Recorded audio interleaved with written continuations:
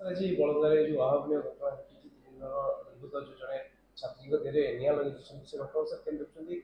पदक्षेप लिया एक्शन गोटे आज जो नाबालिका सकाल खबर पाइलु जे बलंगा पीएस अंडर रे निमापड़ा ब्लॉक रो गोटे नाबालिका ताकू गोटे जड़ाया जो उद्यम कराई से झीटा बर्न इंजुरी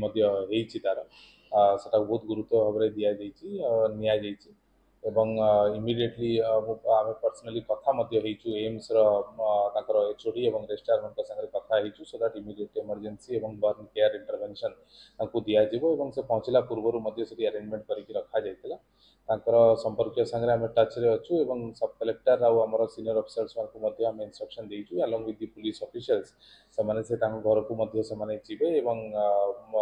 परिवार संगे कथबार्ता हेबे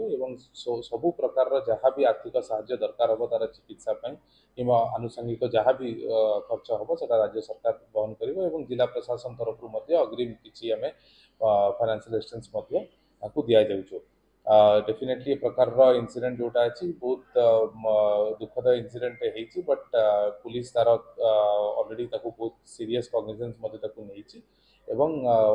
परवर्ती समय जहाँ इनफॉरमेशन आसो आम आप अपडेट कर।